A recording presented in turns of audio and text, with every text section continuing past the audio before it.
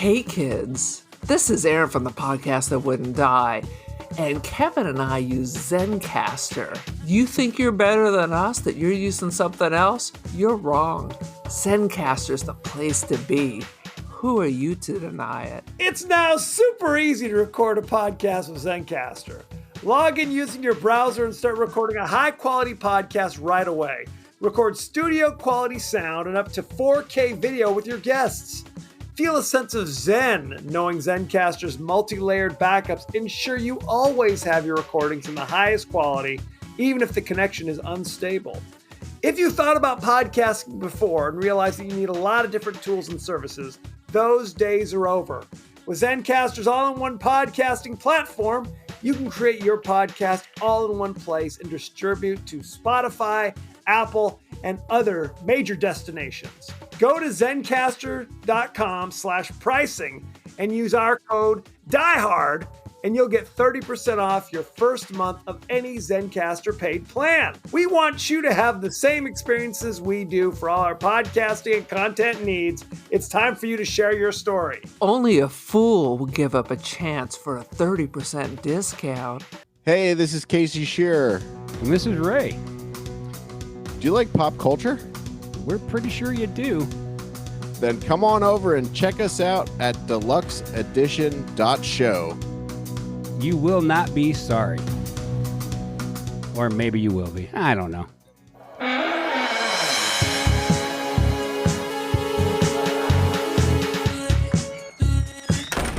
What in the dickens is going on around here?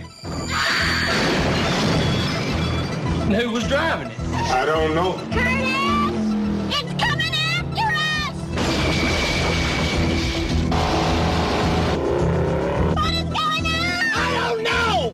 Welcome to the latest episode of the podcast that wouldn't die. I'm your host, Kevin. With me, as always, is Aaron. How do? This week, we're discussing the 1986 horror sci-fi classic, Maximum Overdrive, starring Emilio Estevez and others. Oh, Lord. Each week on the podcast that wouldn't die, we discuss guilty pleasures and forgotten classics of the horror and sci-fi genre with a comedic twist. Aaron, how are you doing? I saw Kraftwerk this weekend, and by God, it was a religious experience. It is not an interactive, but a whole video experience. They were geniuses. Now, you don't call them Kraftwerk. Do you know what that means? What does it mean? Factory. But why do you call it Kraftwerk instead of Kraftwerk? Because I am not German. You have to do the proper pronunciation, Aaron. Very upsetting. It's a Kraftwerk song at the introduction to the Saturday Night Live skit, Sprockets. Oh, is it really? Yes. I didn't realize that. This is the time on Sprockets when we dance. We Touch my dance. monkey. I've been deep diving Kraftwerk since then. They refuse to be interviewed. They don't have the ringer on at the phone at the studio. So if you try to contact them, there's only a certain time where the guy will answer the phone, but they don't tell you when or how he knows when it's time to read the phone will ring since there is no ringer on the phone. They're notoriously mysterious. What is the name of that Kraftwerk song? I'm pulling it up right now if I can find it. I can't remember. Just Google Kraftwerk Sprockets. Okay, I'm going to do that. I have to say, and I mentioned this to you earlier, we had the staff versus student basketball game. So it was 48-year-old K-Dog playing against a bunch of 7th and 8th graders. And how'd that work out? Not too well. I did not play well. It was vaguely embarrassing. Well, quite frankly, on my 90-Day Fiancé, I'm always concerned how 58-year-old people are staying up with their 26-year-old wives. So, Kraftwerk Electric Cafe. Electric Cafe is the name of the song. That's right. I'm cranking this up just for a minute. All right. Is that? Is this a song? You gotta let it roll. I Recognize it? Are you kidding me with this? Okay, enough. This is the time on Spragas when we dance. Let me dance. God help us all. It was an embarrassing. In my fantasies, I'm blocking shots. Kids are going away crying. There's only one person crying at the end of this game. So you were not Cosmo Kramer doing the karate with the children? I mean, it might as well have been. It was very upsetting. Very upsetting. Sweet Jesus. You're competing against children. That was funny. That was a good moment. Why don't you give us your 30-second synopsis of Maximum Overdrive? Oh, it hurts my heart. It is yet another freaking movie about mechanical and non-mechanical items trying to attack and kill the humans. For God's sakes. So guess what? People get killed. They try to enslave the humans because someone's got to put gas in the machine. Humans win. Do we? Question mark. How about that? Who made who? Is the question. Maybe it was a comet. Maybe it was aliens. Maybe it was the Russians. I mean, the 80s was all about comets, and they were all coming to destroy us. Right. If you're looking for answers. Was that a comet, or was that just the sun crashing into us, putting us out of our misery? Armageddon was an asteroid? The size of Texas? An asteroid is just a rock, and a comet is a frozen rock? Yes. Okay. 100%. Well, the frozenness causes the crazies and the zombies and trucks to rise up. Well, comets have kind of an orbit, right? Like it's an elliptical kind of thing. So can asteroids. I think asteroids just kind of float through space, and sometimes they join an orbit that's already in existence. But correct. So they can be caught up in an orbit. Correct. I love how we're Neil deGrasse Tyson all of a sudden. We were experts in our field, as you can tell. According to what my brain thinks, that is a correct statement. I do my own research. What? Hey, I took science at a junior college. It was biology, but yes. It all sounds right. It makes sense to me. Now, in the interest of full disclosure, we have to mention we literally just finished recording with our buddy Antonio and his amazing podcast, the Cult-Worthy Cinema Podcast. So I hope to take everything that he mentioned and insert it here as my own idea. As I've often said, if we go on somebody else's show to discuss a movie, you know we're going to discuss it here as well. We're going to squeeze every ounce of blood from that rock. That's how we roll. We need to create a backlog because we're all going on vacation. And we have not missed a week yet, as God is my witness. As God as my witness. 100%. Now, Aaron, speaking of Maximum Overdrive, had you ever seen this before? No. I knew it was, or maybe I didn't even know it was a car thing. I had not seen it. Let's just put it out there. I recognize the name, but I sure as hell had not seen this. I'm a sophisticated lady, and I like to think that I see sophisticated movies. Now, if it was called David Lynch Presents Maximum Overdrive, would you have rushed to the cinema? You know damn well I would have been shelling out my $7 or $25, whatever the hell it costs now, with my bucket of popcorn and a can of beer that I smuggled in with my purse, sitting back, laughing at the people who walk out of the theater. And it probably would have made just as much sense at that stage of the game with David Lynch at the helm. Been better. Let's be very clear. It would have been better. Whenever you tell me that you're like smuggling things into the theater, I always think back.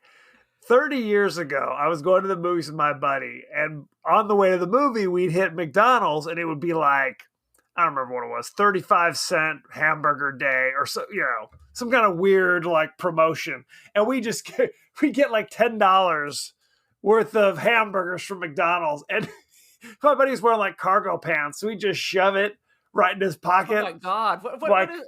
Like your tots are in there? Like Napoleon Dynamite. And it was literally like, are those hamburgers in your pocket? You just happy to see me. It was one of those moments. Something was going on. No question. I remember seeing the box for this movie at the warehouse where you go rent movies back in the day. And it was Emilio Estevez on the cover with like a machine gun in his hands, which he has machine guns at one point. I don't think he ever actually shoots anything with it. And then the big like face of the truck, the Green Goblin mask, like behind him. And that was Maximum Overdrive. So yeah, that doesn't sound like something. I'm not a real car person. I mean, I would like to have luxury sports cars. Yes. But I don't know anything about them, nor do I care to know anything about them. But back to me. Smuggling things into the theater. I remember I tried to get a bunch of people and we were going to bring wine and smuggle cheese and crackers. And the plan was we were going to take over the cry room so then we could just talk out loud. But they muffled the sound of the show. So we all had to stumble out of the cry room and sit in regular seats. That's upsetting. So you're we saying wanted to be able to laugh and make fun of it while we're like cracking beers and opening bottles of wine in the back of the theater. You're smuggling stuff like it was Midnight Express or something in there, basically. Because it's better that way. I don't like the theaters where people are walking by serving me shit. Like they heat it in a microwave, squeeze it out of a tube, puts it on a plate, and while I'm trying to watch a movie, walk back and forth in front of me. I want a dark room. I want to hide in the cry room with my friends and cackle. I've never been to a theater that has a cry room, by the way. Not all at the theater I go to, not all the rooms have a cry room, but some of them do. Now, when I go to the movies, the cry room is just the theater. So, good times had by all. Sweet Jesus. Why don't we jump right in? To the highlights. If we must. We need to talk about that in the 80s, everyone was terrified of comets.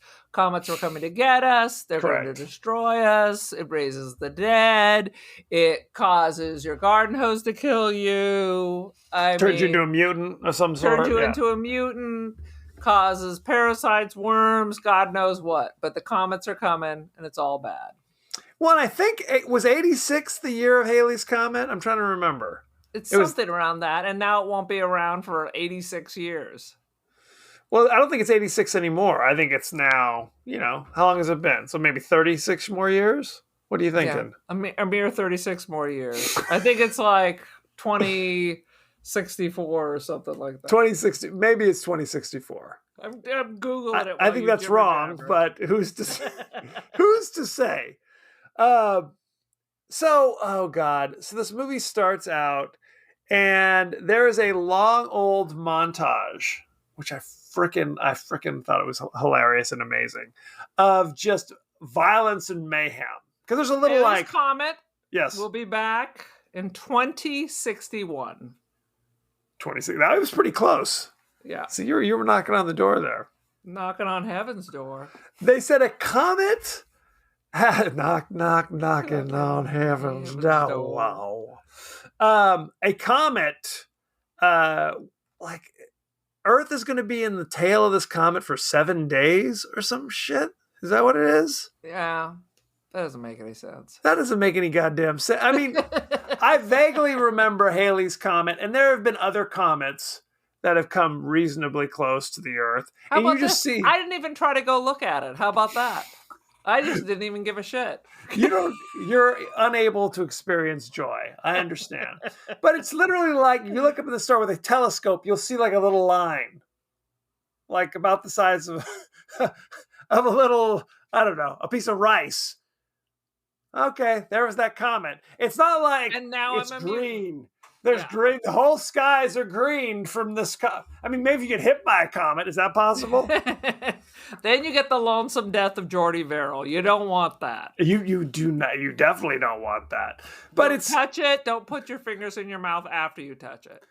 When the comet, when the Earth is in the tail of the comet, machines, and I use that term loosely, come to life, and they're single-minded in their desire to just murder whatever person seems to be at hand. It doesn't matter if you took your car in for every oil change, that you don't abuse it, you don't slam the door too hard, you wash it, wax it with a fine chamois. Wax on, wax off, doesn't matter. They're going to pop your head like a grate. Pop it like a grate. And the first thing that happens, there's a brief, Alfred Hitchcock cameo by Stephen King, which this movie, you wonder, is it meant to be funny? Because most of the time it seems like it's dreadfully serious, despite the madness that you see. But occasionally you're like, oh, that was a comedic moment, I guess? Question mark? First of all, so these machines can now communicate too? Yes, they can. So is the ATM machine the leader? Is that what we should have gone and talked to the ATM machine? It's the Borg. ATM machine... I wish it was the freaking Borg. It's the Borg. Well, because first, when you walk up to the bank, no one seems to notice. But on like the electronic billboard, it's just like "F you," like flashing. I feel like I would have noticed that. I think I would have noticed that as well. And Stephen King's trying to get money out of his account, and then the ATM is like calling him an asshole or something. So that's how you know shit's going wrong. When the ATM turns against you. It was very abusive to me. Which, as far as what we see happen in the rest of the movie, is a fairly benign reaction to being possessed by aliens or the comet. Who's to say? Because the next scene is arguably my favorite scene of the movie, is the bridge scene, where two jackasses are playing Uno or something, working in the tower. Because you have to have a dude who actually works on, hits a button and pulls the crank to get the bridge to kind of rise up, I guess. Because I guess what happens? Boats travel. Yeah. So you got to have the bridge rise up. And while they're not paying attention, the shit does it on its own, which you think would be kind of loud. But clearly not in this case. No. They got their noise canceling Beats on, and they just don't realize that cars are crashing, people are screaming, watermelons are rolling everywhere. It was a watermelon apocalypse, because more watermelons are damaged in the course of the scene than all the lives lost in the rest of the movie. R.I.P. watermelon. Right. So it's that thing where people are driving, oh la la, I'm going to cross the bridge. Oh shit, the bridge is going up. I guess I'm going to keep going. Why? Why not? I'm sure I can make it. I'm just going to, and if I don't keep going, I'm just going to stay here as the bridge slowly goes up, and eventually I fall to my doom. So there's a lot of those scenes of people like flying through windshields, dropping off the bridge. That is comedy. That is high comedy in the first 5 minutes. What you don't see is people putting on their brakes and turning their cars around, or getting out of their cars and running off. You don't see that. No. You do see a guy on a motorcycle. I don't know if it's Evel Knievel reincarnated, trying to go up the bridge to, let's just say it doesn't work out for him. So, yeah, good times. Meanwhile, you got Laurel and Hardy up in the tower just looking at, oh, shit. How about we throw the crank the other direction before we lose any more lives? What do you think, guys? No? Not so much? What's going on out here? Goober and Gomer are up there. Who knows what they're not helping. That's for sure. Sweet Jesus. It was Ding Dong Daddy-O. Ding Dong Daddy-O. And then the next scene is arguably the most, the second funniest scene, the Little League scene. A guy, they just won the championship or whatever the hell. Dad's going to get them all a Coke to celebrate. So he goes to the vending machine and evidently has $20 in quarters in his pocket. I don't know if is that money in your pocket? You're just happy to see me. So the Coke machine has gone crazy, hits him in the nuts with a can, and then hits him in the forehead, cracks his skull with one. It's carnage. It's carnage. And the fact that they did this to the Bad News Bears it makes it all the more sad.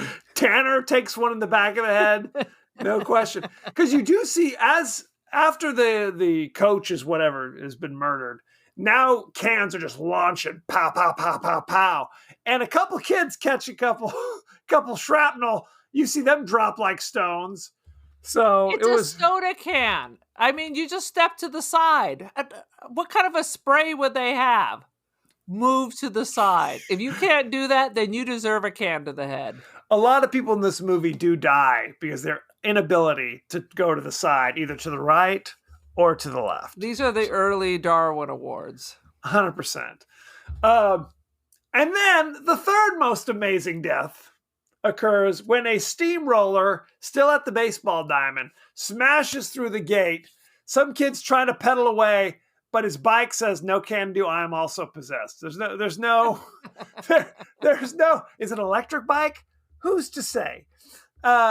He gets thrown off and is promptly, because he cannot roll to the right or to the left, he gets just flattened.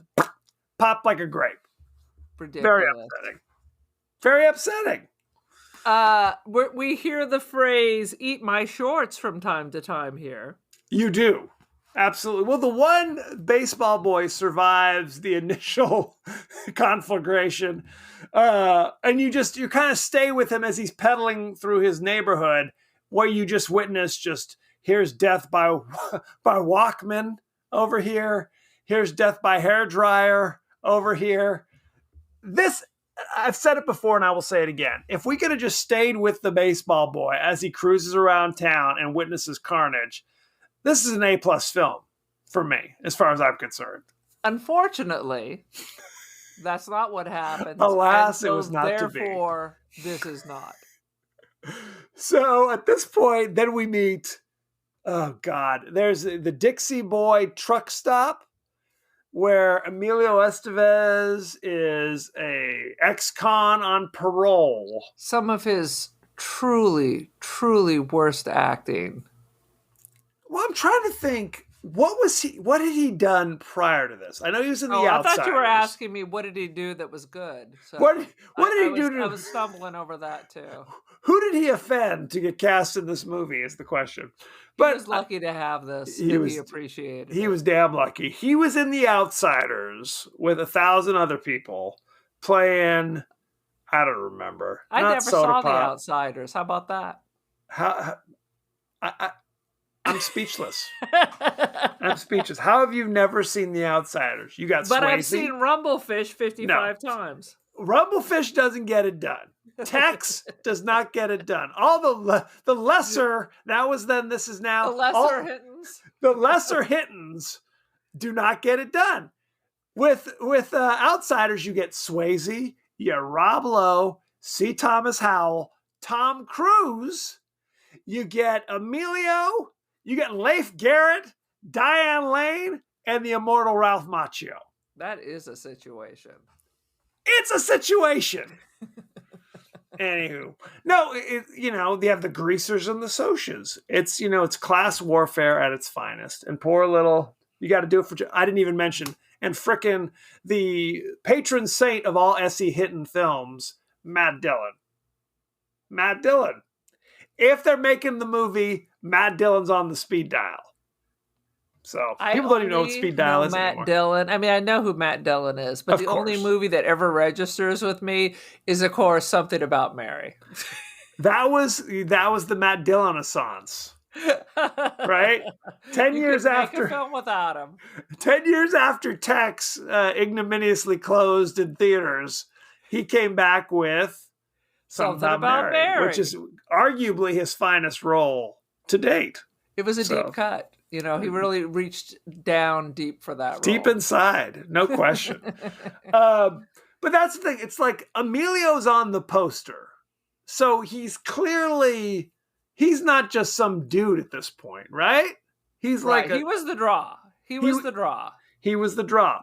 It wasn't Baseball Boy. It was damn sure not Baseball Boy. That's Deke was, I think, Baseball Boy's name. We didn't even mention this was ever so loosely based upon a short story by Stephen King, which I kept calling Cars, but I think is actually called Trucks in retrospect. I'm on the highway, I'm going my way all night long. Those are not the lyrics. Not even close. But okay. Close enough. Close enough for this podcast. Short story called Trucks. So they said, we will turn your freaking laundry list, your grocery list into a movie. Let's do Trucks. Stephen King. Is that a dirty Kleenex, Stephen King? Here's $8 million. Here's $8 million. So they said, Steve-O, we've done your movies before, but I'm thinking we're going to do something a little different this time. How about you direct? Granted, never been to film school. Now, I mean, you were in Creepshow, so that's Kevin, something. Yes. Did he direct himself in Creepshow? No, George Romero is the director of Creepshow. Well, he watched George for a couple of weeks, so he figured he had it down. How hard could this whole making a movie thing be? How hard could it be, is what he said. Now, here's the thing. By his own admission, in 85, 86, he was hip deep in cocaine. Just in his day-to-day life. Oh, you know the difference, readers. You know the moment where it went from a 1,000-page book with 10,000 characters, all with a deep backstory, to suddenly we got these things like Christine and Pet Cemetery, where it was like 200 pages and as light as a feather. I'll say this. You turn your nose up at Pet Cemetery and these kind of films, or these kind of books. I will tell you, those are freaking sweet lullabies compared to the shit that he did after he kicked the cocaine. The books got longer and longer and longer, and some would argue shittier and shittier. And the gooch is, you're reading Tommy Knockers. I'm in 1,000 pages. Oh, you're not going to end this one, Steve? You're just going to be like, whatever, I've written enough. Leave the rest to the audience's imagination. You don't tell me that. R. Martin, if you ask me. I'm still waiting for that son of a bitch. Absolutely. 100%. We may never get the rest of the Song of Ice and Fire. We will never get it. He can't be healthy. He can't. Is it cocaine? Perhaps. Who could say? I think it's brain drain. So, yeah, Stephen King has been on record to say like he doesn't even remember shooting this film. So, and it every ounce of that is on the screen. So that's something. You would think that it would be less boring. I don't know why I think if you're cast and director on cocaine, that it would be a little bit more action. But that's not true. Well, there's multiple scenes of people being hit by trucks going 7 miles an hour. There's multiple of those scenes. And then there's the entire subplot where the owner of the truck stop has just rocket launchers in his basement. No explanation. Why don't we bring those out at the beginning? Absolutely. Well, and then why are we stopping using them? Yeah. Why are we sneaking around if we got rocket launchers? We're like the A-team up in here, you know? Why are we swimming through the sewer grate like Shawshank, Andy Dufresne? Why are we doing that when you have rockets down in the garage? I think the answer is we were just making this shit up as we went along. 100%. 100%. And frankly, there isn't enough story, in my opinion, to fill the time of a feature-length film. So they kind of like, we just got to stretch this out. Stretch it out. So, God help us. Oh, there was way too much stretching. This could have been like the lost extra chapter in Creepshow. Trim it down to a type 35. Maybe you got something. Maybe if George was editing it and trimming that up, maybe. But all I can say is blessedly, it's only around the typical 90 minutes. but even that felt long. Well, and that's the thing. A lot of these stories that we think of that were not full feature length books were from like the Night Shift collection, which is a good collection, but each story is short and sweet. They're all about 8 to 12 pages, just a little something, a little flavor, and then you move on to something else. It's very There's difficult. something about a book that Yes. you can imagine the most ridiculous things and it doesn't bother you versus when you try to put it on screen. Hello, Lawnmower Man. We always talk about the Lawnmower Man. We have to do it at some point because when you read the short story, you're like, why would they ever even conceive of making a movie about this short story?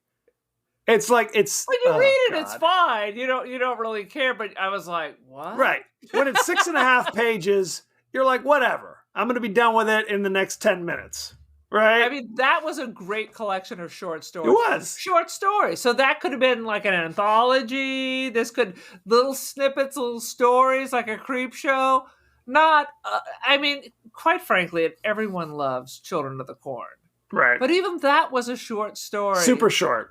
And it was great short story. Yeah, 100%. But that's what they were doing in the 80s with old Steve-O. They didn't give a damn. They had a tiger by the tail. During the course of this movie, we meet a variety of bizarre and forgettable characters. You've got the very forgettable. We said Emilio, who's the ex-con on parole, who's working the fry counter or whatever the hell he's doing, making omelets. I don't know what the hell he's doing. It's important that we know that the owner of the gas station diner, Boss Hogg, is an asshole and is taking advantage of all his employees. It's very important to know that. Well, and that's the thing about these movies back in the day is whenever a character's like, hey, look at me, I'm an asshole, you know they're dead. It may be in 5 minutes, it may be in a half an hour, it may be in an hour and a half. They're dead at some point. Correct. Right? So that's always important. It kind of it's like the Shyamalan twist is like, and I survived even though I'm an asshole. That would be the twist. That would be the twist. Yeardley Smith surviving, that was a twist. That was a twist. So Yeardley Smith, who's the voice of Lisa Simpson from The Simpsons, she and her husband are newlyweds. And all like right out of the gate, she's kind of shrewish. Is that what we're supposed to think? Whiny, yes. And the crazy voice. It's great for The Simpsons, but goes through my head like a nail. It's true. Because that's her real voice. She was secretly whispering Scientology through the airwaves. Is she a Scientologist? She is. Oh shit! Though there you go. She's on my list of Scientologists. She's on. You have a list. Interesting. So I'll know when they try to hypnotize me. I know they want to recruit me. They do. Oh, 100%. 100%. So there's that annoying couple who show up at some point. There's the Bible salesman who shows up. He's picked up a hitchhiker that he's constantly trying to grope on the way to the truck stop.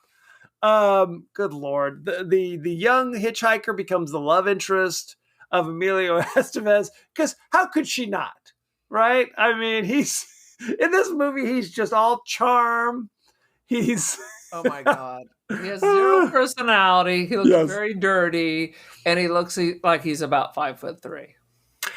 You know, and I've said this before. Martin Sheen, his father, you don't realize how short he is. It's like you just assume everybody's kind of the normal height. Martin, when you watch him on West Wing and you see him with anybody, you're like, oh, is that Billy Barty I see over there? What's happening? They're small, delicate souls. Small and delicate. 100%. 100%. Oh, God, help us all. I just thought of a new ending for this. Please. What if out of the Joker truck leaps Charlie screaming about tiger's blood? Now, wouldn't have that been an improvement? I think the best ending would have just been, rather than the kind of twist where the Russian weather satellite shoots a nuclear weapon or a laser beam or some shit and blows up the UFO, kills the UFO. What if instead they shoot that nuclear weapon to the Dixie Boy and To just the Dixie Boy and ends it. ends it. Now, that's what they did in Return of the Living Dead. That was a great twist for that movie, where they go like, too many zombies, just nuke them, nuke Louisville, you bastards. Yeah, or sadly, Knoxville. over at the Dixie Boy, there's no government, there's no Walking Dead, there's no nothing. Just a couple of dirty people at a gas station diner. Well, I think we've said this before. You got a handful of recognizable characters. Like here, this is a character. Before they were huge. Well, I'm not even talking about the actors, but just like here's a handful of characters. Okay, then we're gonna add about 15 glorified extras who are also hanging out, and you see them kind of sleeping in the bar late at night, as dude with a beard. Who the hell is he? I don't know. Does he have a name? Who's to say? There's a lot of those. It reminds me of The Birds, where everybody's sitting in the cafe watching the carnage go all around them. Right. If only the cars started driving through that bar/diner. Well, the good thing about The Birds is that scene in the diner is what, 15 minutes? So Versus 9.5 hours at this one. Well, that's what I'm saying. It's like if Rando Joe in the 15-minute diner scene in The Birds gets eaten by a bird, who gives a shit? If we're an hour 45 with Rando in the background, am I supposed to care about this person? Does he have... And then they start giving him some lines. No, Wanda Jean, don't run out there. It's like, who are you? He turned around and said, who the hell are you? That's what I was... my name? How you know my name? That's what I was We made you! And then, of course, AC/DC does the soundtrack for this movie. They did what... I know I heard Hell's Bells. I heard Hell's Bells. I heard a bunch of shit I didn't know. Are we supposed to assume... I mean, background music should be so you ignore it. Are we assuming that everybody has a radio on to the all AC/DC station? Well, for the next 6 hours, only deep cuts. Only the B-sides from unreleased albums. Well, that's the question. It's like you have like the soundtrack, which is like the songs that you recognize or whatever. But then there's the score. The score is kind of the actual kind of mood music that occurs. It's fucking AC/DC for 6.5 hours with 2 recognizable songs. Well, and they were trying to pull like Queen, because Queen had that moment where they're like, "Hey, we're doing the theme music to Flash Gordon and Highlander, because that's what we do." I think AC/DC was trying to get on board as well. So that didn't work out for them. So AC/DC wrote a song, presumably for this movie. I'm assuming it's not a like B-side. Neil Diamond, Turn On Your Heart Light. Turn On Your Heart Light. Or what was it from? Was it Hello Again? Was that from Jazz Singer? What was the big hit? Hello again. Or Hello. We're coming to America today. What was that from a movie? I think that was from The Jazz Singer. Was it really? That was all the Jazz Singer soundtrack. Oh shit! Well, there you go. My country, 'tis of thee, sweet land of liberty. Of thee I sing, of thee I sing. When I was a kid, I freaking hated Neil Diamond. I thought it was old person music. And then, of course, as I get older, I'm like, not as bad as I remember. Now, granted, Neil is great because he kind of does kind of this thing where it's like, is it spoken word or is it sung? I'm gonna shift from one to the other and back and forth constantly in all my music. So I appreciate that. Cracklin' Rosie is about opening bottles of rosé wine and getting drunk. Sweet Caroline was about the underaged Caroline Kennedy when he wrote it. UB40's Red Red Wine, written by Neil Diamond. That's true. He didn't write that version, but yes. There's different versions of the song? Yes. He sang a version of it, like in the 60s or whatever. For that one, I think UB40 got it right. I don't disagree. Now, he also did Daydream Believer. He wrote that one for Davy Jones and the Monkees. I did enjoy that song. That's a good one. But he is a solitary man. September morn. We danced until the night became a brand new day. This could be a 6-hour Neil Diamond podcast. Easily. Now, why is this movie called Maximum Overdrive? We don't know. No Because explanation. no one was driving more than 5 miles an hour. Right. That's not maximum, and it's not overdrive No. by any stretch of the imagination. Why not just call it Throw the Car in Reverse? Because that's basically what we're dealing with in this movie. Now, the hitchhiker girl who forms the And every time you relationship. say the hitchhiker, I keep waiting for the dude with the knife. The hitcher? Is it the hitcher? Is that what you're talking about?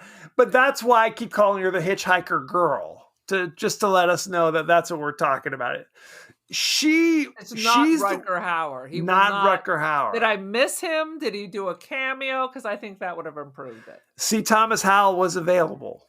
So What if the Bible salesman had picked up Eileen Warnos instead of that girl? This That might would- have been different. she almost pulls an Eileen Warnos on him because he keeps grabbing her thigh, and then she pulls like a butterfly knife out of her boot. So she was ready. She was ready for action.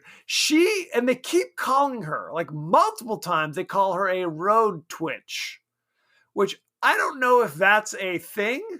Is that a common nomenclature for hitchhikers? That doesn't even seem to make any sense. Are they just saying she's a whore? Could be. I guess that answers some questions. But she's the one who coins the phrase, "It's like maximum overdrive out here." And Emilio just kind of nods like that's fucking profound or some shit. That's just nonsense, Emilio, like the rest of the script, I guess. Okay. Here we go. Lay it on me. Road twitch meaning a forest road or trail along which logs are dragged. Is it a multiple meaning word? It does not say that. Okay. Well, that's of no value. Urban legend? You lay it on me. Oh, here we go. Urban dictionary. A slut, a tease, a general nuisance, someone who uses sex or the promise of it to get what she wants. Well, that works. That works. I think that's why she's sidling up with Emilio. She's looking for protection. Correct. So they kind of get a little hot and bothered with each other, and start. More of a transactional relationship. I think it's love. I think it's love. It must have been love. Oh, we're all doing different songs. Earlier in the film, Giancarlo Esposito, who famously was Gus Fring on Breaking Bad. Yes. This is pre-Breaking Bad, as you might imagine. He's in the video arcade, and all the machines go crazy. They're shooting cigarettes at him, money, change. And then he gets electrocuted and hypnotized by one of the machines. Yeah, Interesting. Those were mean machines. Mean Bad machines. So they throw his body down in the root cellar. I don't know where they're putting him. They start stacking the bodies in the bunker. When old blind Joe gets wiped out by one of the trucks, throw his corpse down there as well. I'm gonna call him Blind Pew. Like Treasure Island. Please do.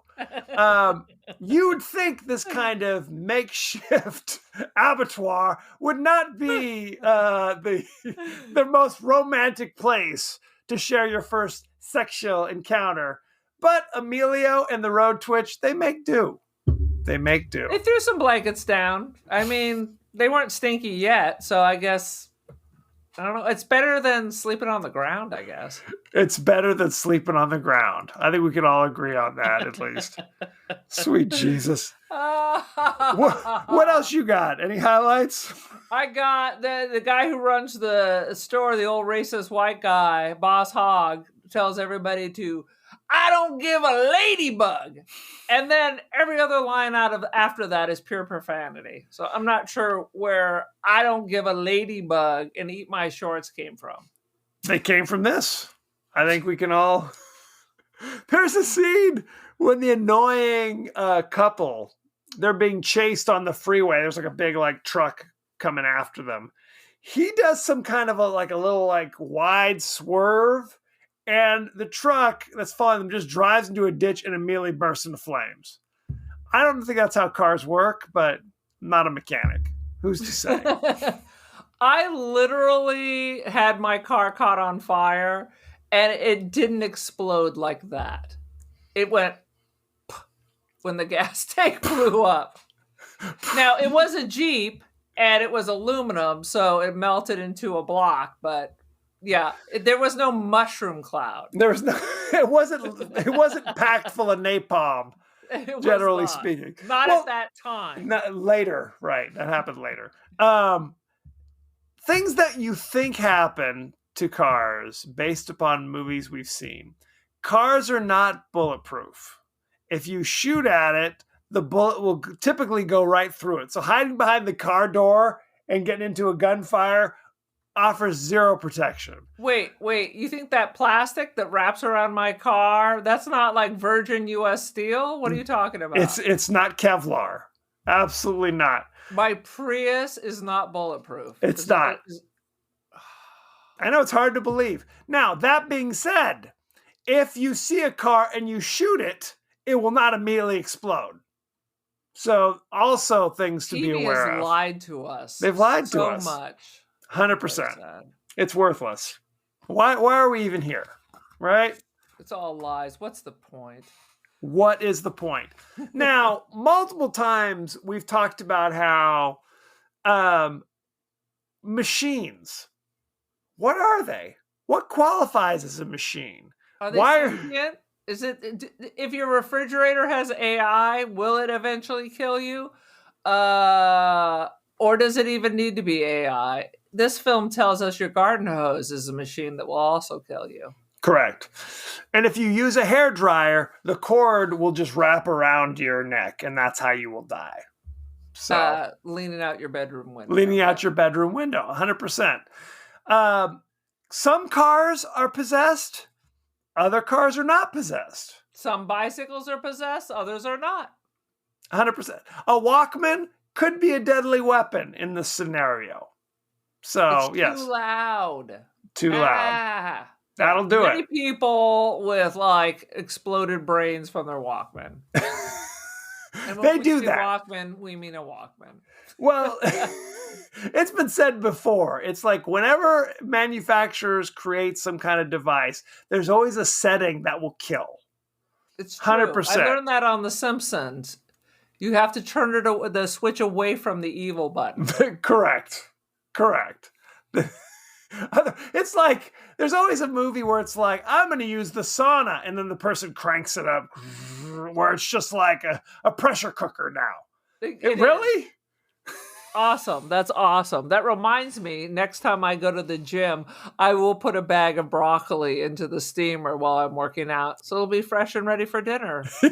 It'll be fresh and ready for 100%. No liability issue there. I'll throw a chicken in jacuzzi, the broccoli in the steamer. Perfect. I watched Revenge of the Ninja, and the evil ninja people were holding a girl hostage and having her tied up in a jacuzzi, and it was murdering her. She's like, "No, I'm dying." Look, I've gotten an upset stomach when I've been in the jacuzzi too long. I don't know if I had to be rushed to the emergency room, but were you eating raw pork while you were in there? it was eating the broccoli that was floating next to me and the chicken. You got to give the chicken an extra 5 minutes. Absolutely. Oh, sweet Jesus. There's also, I didn't even mention this, there's an extended scene where they're going through shit tunnels to rescue the obviously dead Bible salesman whose corpse is just in a ditch. And that was 30 minutes of this movie. That was the biggest bit of bullshit. I'd be like, too bad, Tsar. I'll say a little prayer for you, and then I'm going to put earplugs in my ear. Well, but if they didn't do that, they wouldn't have seen Little Deke, the baseball boy, who happened to show up, and he's like, "Where's my father?" And they're like, "Oh, he's dead. Sorry." He's dead. We don't care. Shut up. That kid snaps out of it pretty quick, though. He's like, "Okay, well, thanks for giving it to me straight, Doc." His dad didn't seem like he had it together pretty well, so I guess Yeah. Emilio's his dad now. That's how they're gonna do it. One of his 30, 40 kids. No question. Any other thoughts about Maximum Overdrive? Oh, Lord. Yeah, a lot of random killing. Yep. A lot of Miller High Life product placement. Yes. Could not, even at the restaurant, they were giving tall boys a Miller High Life. That's how they do it. Do they even make that anymore? I feel like that's what Dad would buy when Mom would go out of town and he was left with all the children. Just to get through the day. The two big things of like Miller or the Scotch buy that just said beer and corn chips. It was going to be a taco night. I mean, there are obviously multiple deaths that we haven't even mentioned. Multiple people getting creamed by trucks for, I mean, literally take 2 seconds, bro, and you would have lived. And as you might have guessed, the effing cars run out of gas, and Emilio decides we should probably just fill them all up because that's what they want. Now, in his defense, he didn't just be like, for altruistic reasons, I'm just going to go out here and fill up all these evil trucks. A crazy bulldozer arrives with a weird little go-kart with like an M60 attached to it. I don't know. Is that a military issue? Perhaps. And I don't even know what the hell that was. Was that something that ran on the tracks? Why would they have like this?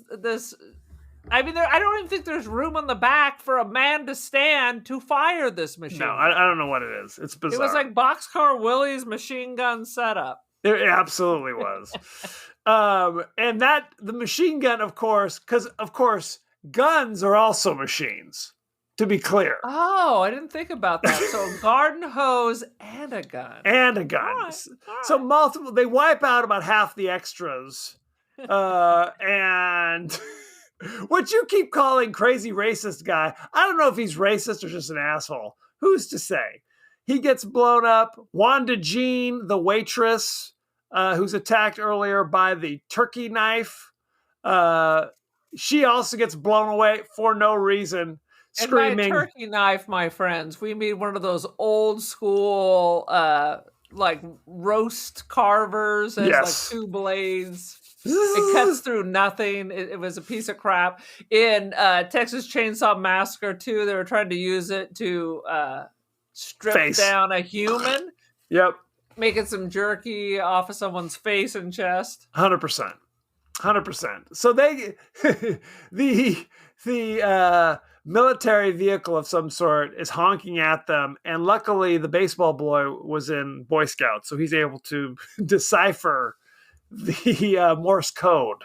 And Kevin, did you in fact learn Morse code while you were a scout?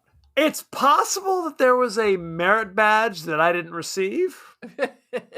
It's definitely possible. I did not. I know SOS.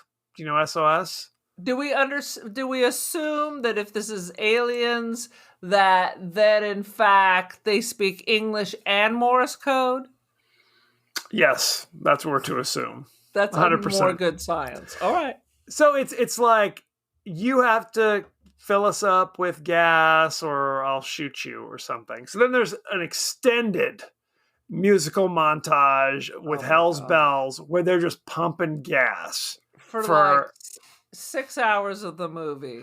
Right. This is the most boring and painful thing. And then it ran out of gas, and they're all dying because it's 100 degrees. 100 degrees, 70, and they have to pump constantly. And towards the end, they show like Emilio's hands have like blisters. It's like, you're not digging a ditch, bro. You're standing there putting the gas thing putting the pump in the tank and pulling the trigger.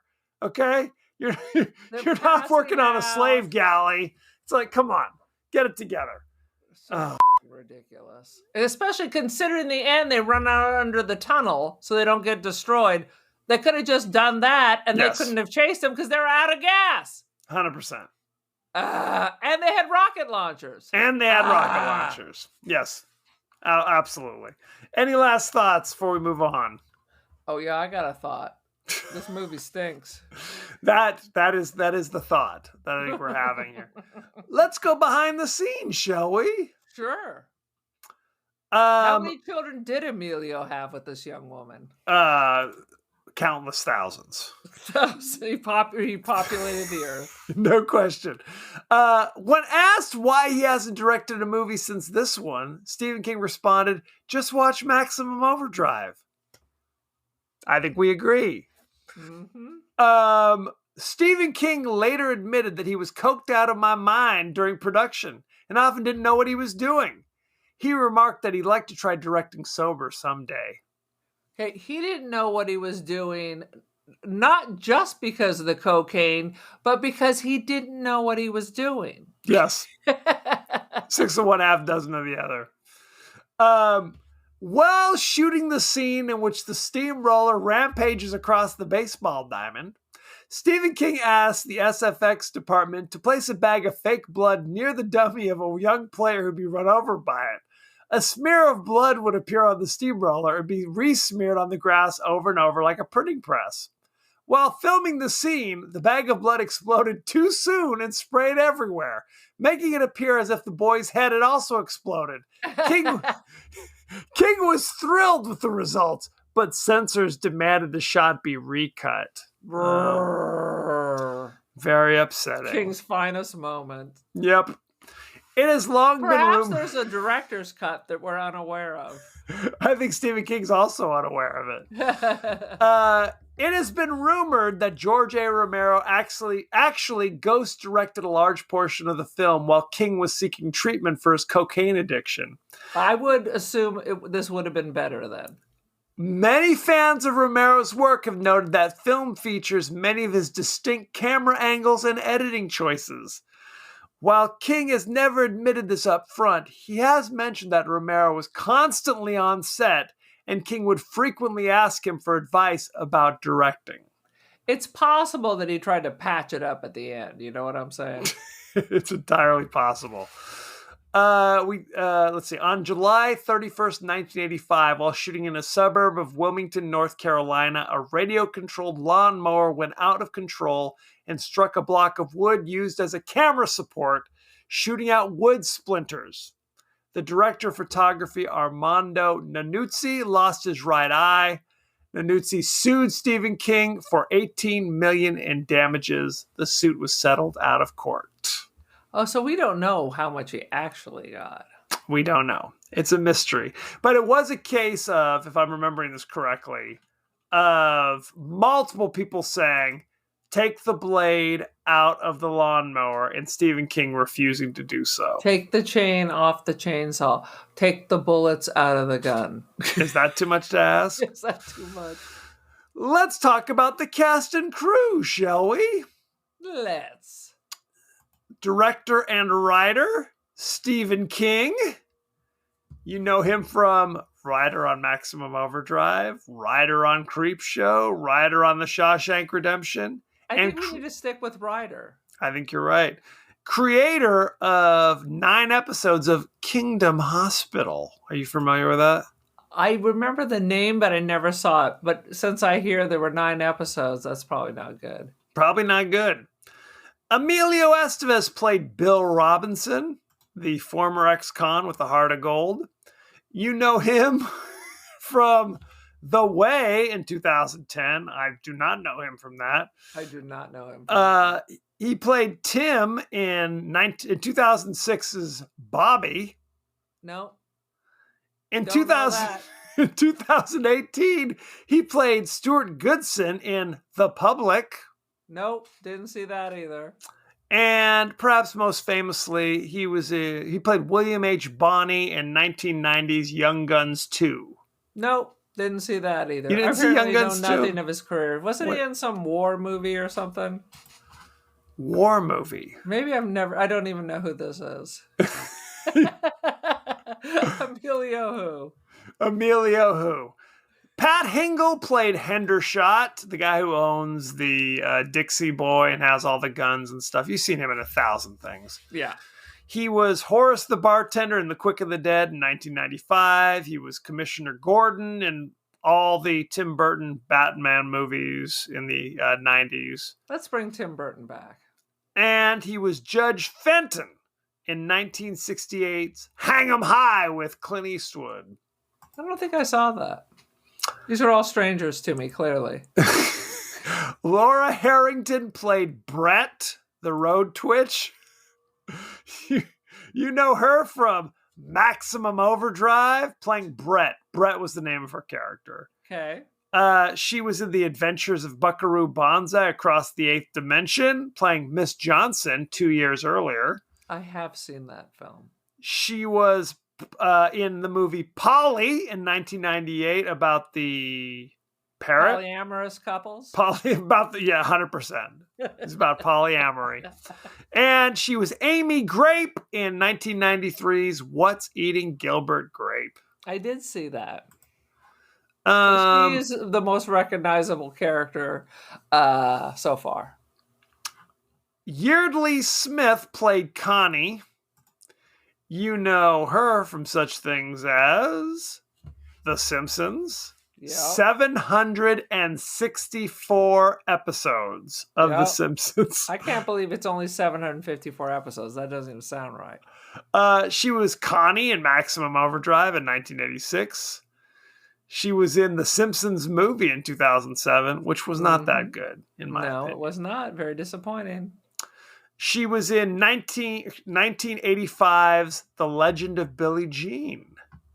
Billie Jean is not Unrelated. a lover. Unrelated. Frankie Faison played Handy, the guy who drives the Green Goblin truck.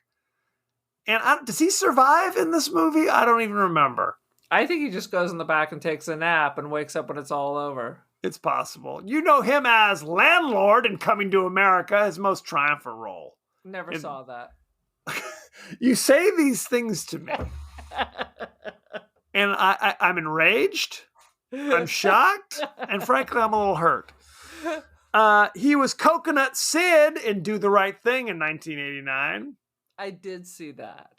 He was Chief Elliot Gordon in White Chicks in 2004. I did see that. Oh, God.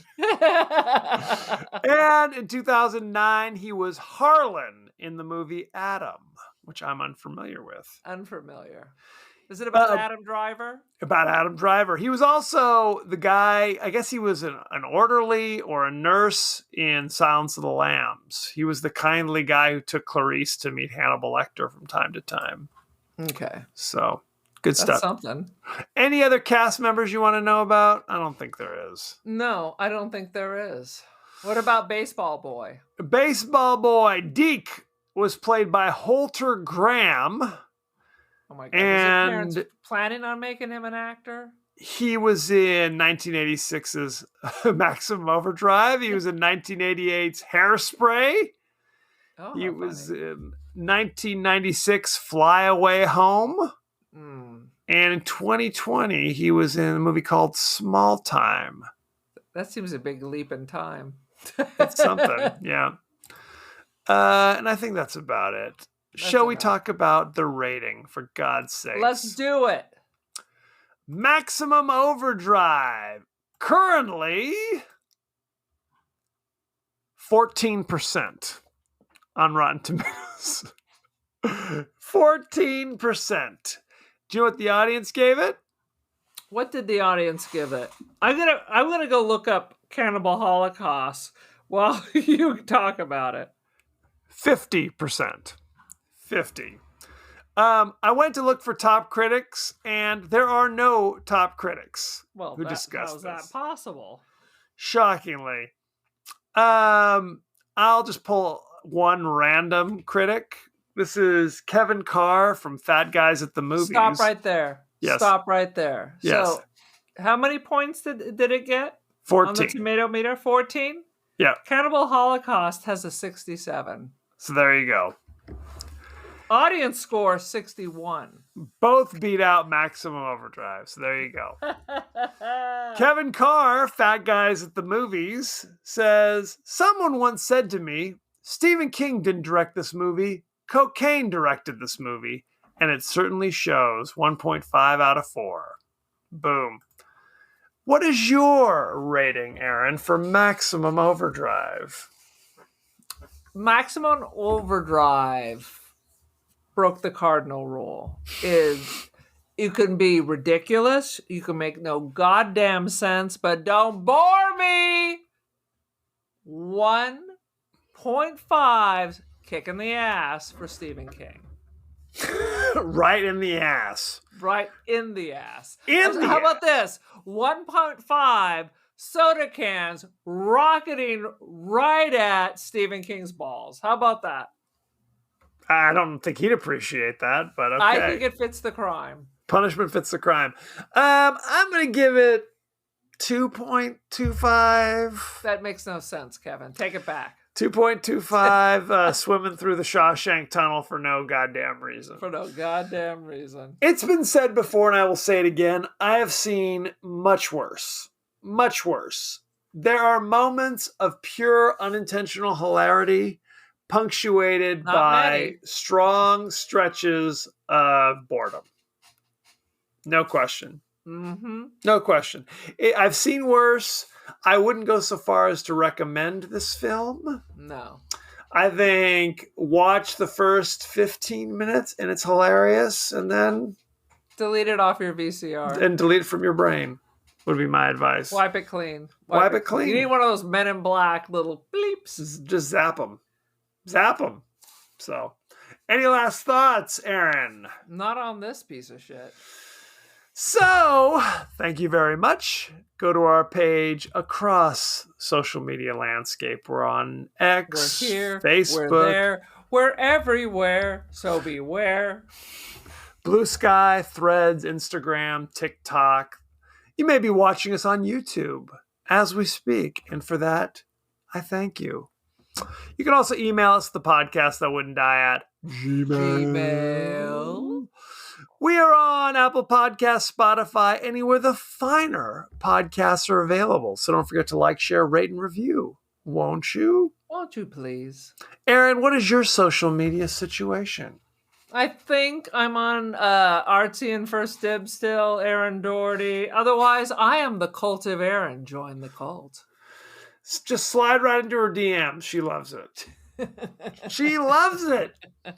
As you know, we like to share the thoughts and feelings of people who were kind enough to watch or listen or see our posts on social media. Aaron, what do we got? We have a couple today about Deadly Friend.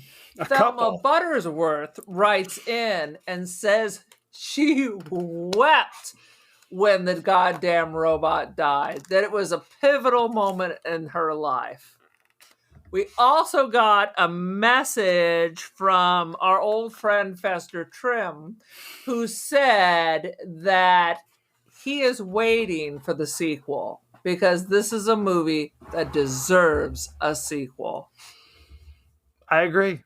1,000%. 1,000%.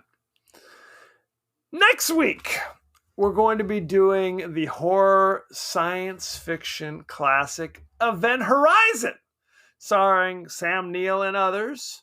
We're having a couple of our friends from the Science Fiction Remnant dropping in to share their thoughts and feelings as well. God help me, because I believe I may have even seen this at the theater. So I believe I saw it in the theater as well. I don't think I've seen it since then, though, if I'm being honest. I don't feel like an urge of excitement. Not even a little urge? I do not. I have this dread and fear overwhelming me with thoughts of watching that this week. Well, the good thing about it is you may be able to watch it for free.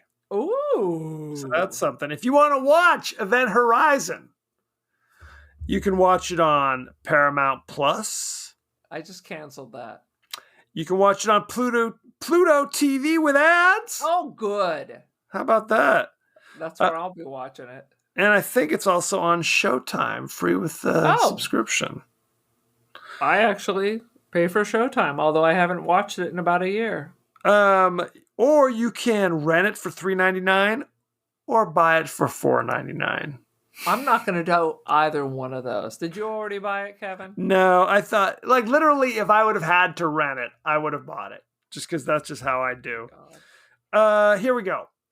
Lawrence Fishburne, Sam Neill, Kathleen Quinlan, Jolie Richardson, Richard T. Jones, Jack Noseworthy, Jason Isaacs, Sean Pertwee. It's actually a few names I recognize. Was it the Pertweed? Sean Pertwee, I recognize him. Absolutely. His father, if I'm remembering correctly, was the third Doctor Who. Boom. Ooh. So there you go. There's no Skarsgård in this, though. No Skarsgård. Sadly, no. Oh, Sadly, no. Then it's trash. So, send in your favorite scenes, favorite quotes, comments, and questions, and we may talk about it on the show, like Fester Trim and Hagatha Brickrock and the rest of the gang. Okay? All our dear friends. So, thank you very much, and be well! Whee!